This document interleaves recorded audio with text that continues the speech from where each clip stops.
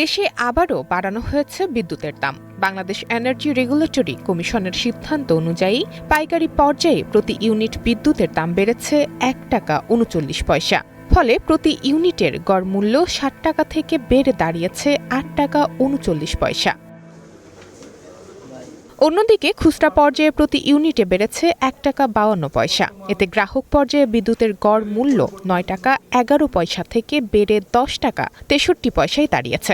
এছাড়া বিদ্যুতের সঞ্চালন মূল্য হার বা হুইলিং চার্জও বাড়ানো হয়েছে।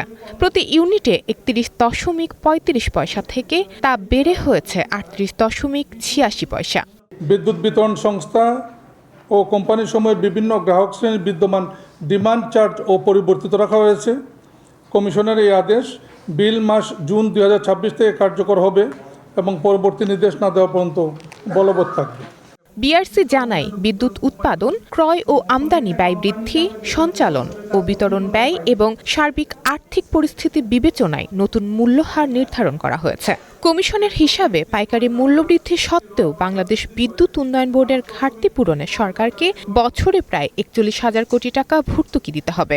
26-27 অর্থ বছরে সম্ভাব্য যে চাহিদা ভর্তুকির, এটা প্রায় 56,000 কোটি টাকা। সো এখানে যেটুকু বৃদ্ধি করা হলো বাল্কের মূল্য, এতে প্রায় 14,200 কোটি টাকা প্লাস মাইনাস এটা বৃদ্ধি পাবে আয়। এর প্রেক্ষিতে আরও 41,000 কোটি টাকা ঘাটতি থাকবে সম্ভাব্য, যেটা ভর্তুকি আকারে দিতে হবে পিডিবিকে।